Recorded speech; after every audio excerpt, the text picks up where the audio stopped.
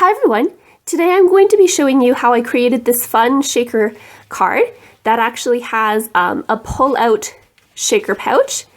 And this was made using the Cocoa Daisy denim and blush collection for February 2021, as well as some sequins from my stash. So the idea with this is that the recipient can pull this out and then use the pocket card as well as the sequins here in their own projects.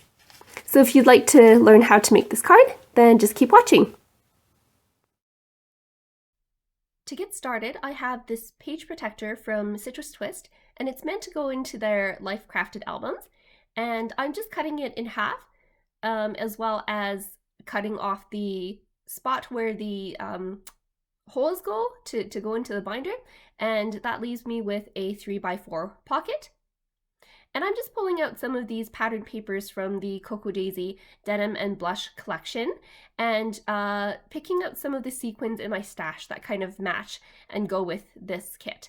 So I have there the rose gold ones. I can't remember where I got them from. I think it might have been Michael's. The blue ones here are from Doodlebug. The red heart ones are from Studio Katia, and the white pearl looking ones are also from Studio Katia. And whenever I make sequin mixes, I like to mix up a combination of different sizes, different finishes, and different textures. So I like to have, for example, here I have a mixture of hearts, the circles, as well as the traditional sequins shapes. And I also have like the different finishes included in the Doodlebug. So the Doodlebug sequins come in, some of them are kind of translucent and some of them are metallic and some of them are kind of like a matte finish. So that's just how I like to make my sequin mixes. And next I'll just dump all of these into my pouch here. I have preheated my fuse tool for quite a while just to make sure that it's all heated up, and I'm going to be sealing that off camera. Before I do that, I just wanted to add a couple more of these rose gold sequins just to fill up the pouch a bit more. And you can see that when I come back, the pocket is fused shut, and I just make sure that the sequins aren't going to fall out before I continue. Here I'm taking out some of the die cut pieces from the main planner kit from Cocoa Daisy. So here I have some of the tabs and some of the floral elements, and I do like that they're all adhesive backed so that you can just peel away the backer and stick them on your project, and I don't need to have glue or a tape runner with me. And now I'm just sorting through the papers and seeing which ones kind of go together. So I want the background piece to be a bit more bold, and I want the top piece to be a bit lighter. And here I'm just working on my card. So for my card base, I'm using the Nina Solar White Classic Crest cardstock, 110 pound for my card base. And I'm cutting it to a standard A2 size card. So cutting it at 5.5 inches by 8.5, and then scoring it at 4.25 inches for standard card size. And then I'm just trimming out the bold floral piece here so that I do have 1/4 inch around if I put it on the white cardstock. And next I'm just going to cut a pocket piece that's going to hold our shaker element. So this piece I've cut at 4.5 inches by 4.75 inches, and then I'm scoring on 3 of the 4 sides at 1/2 inch away from the edge. So that's scoring 1/2 inch away from both sides on the 4.5 inch side, as well as 1/2 inch from the bottom of the 4.75 inch side. Next, I'm just taking my 3/8 inch score tape and lining it up on all 3 sides that I've scored. And then I'm just going to miter my corners. So basically cutting off where those 2 score lines intersect so that when I fold my pocket over, it won't be as bulky.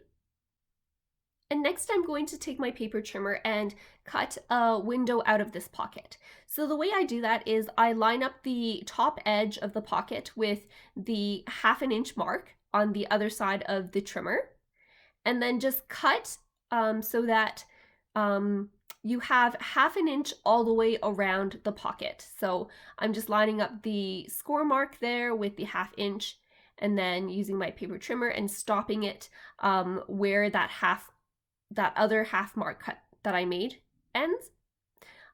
If you feel more comfortable, you can use a pencil and just trace these areas first, basically drawing a frame 1/2 inch away from the edges of the pocket before you make the cuts. So I wanted to be able to adhere like a sentiment and some floral images on top of this pocket without actually being adhered to the shaker pouch, because I didn't want the elements to be pulled out when the shaker pouch is pulled out, so that even without the shaker pouch you still have a pretty card to look at. And I thought the easiest way to do this would be to add a piece of acetate in my frame. So here I've cut a piece of acetate that's slightly larger than this window here, and I'm lining the edges of the window with 1/8 of an inch score tape. And then I'm just sticking the acetate into this window here. If you don't have any acetate, you can always use some clear packaging that you have lying around. And then I decided it would be nice to include a pocket card, not only so that the shaker pouch has a bit of a background, but also so that the recipient has something from this kit that they can work with that matches the sequins. So I'm just going through all of the pocket cards in the Modern Memory Keeping Kit, and I decide on this one with the floral images on it. Just making sure everything fits into the pocket, and then I'll be adhering this dark base piece down onto my card base. I'm using the Scrapbook Adhesives Permanent Tape Runner. This isn't my favorite adhesive, but I do have some extra that I wanted to use up, so there's that. And then I'm just adhering my pocket onto the card. So as usual, I make sure that it's lined up, and then I remove the score tape backing from one side first, adhere that down before I remove the tape backing from the other two sides. Next, I'm going to be adding one of these planner tabs to the top of the shaker pouch and the pocket card so that the recipient can pull out those pieces a bit more easily. And I'm just sliding the pieces in so that I can pick out which color of the tabs I like. And I finally decide on that yellow one there. So I don't want the whole back of the tab to adhere onto the back of that journaling card, just because I do want the recipient to be able to peel that off the back of the journaling card so that the journaling card can still be used. So I just cut off the bottom part of the planner tab there. And that lets me adhere as little as possible of that planner tab onto the back of the journaling card, and the front still has the full area of the planner tab attached. Next, I'm going to work on decorating the front of this shaker pocket. So I've pulled out the chipboard pieces from the Modern Memory Keeping Kit from Cocoa Daisy. And I picked this one that says "Make Today Ridiculously Amazing," which I thought with the contents of this package, they might be able to make something ridiculously amazing. So unfortunately, my video does cut a bit short here, but basically what I did was add 3 of these floral elements onto the front of the shaker pouch, as well as 3 glitter enamel dots from the memory keeping kit. And here I'm going to add a stamp on the tab above, indicating that this pouch can be pulled out. So this is a stamp from the My Favorite Things interactive labels stamp set, and I'm just stamping the word pull as well as an up arrow, and that finishes up my card.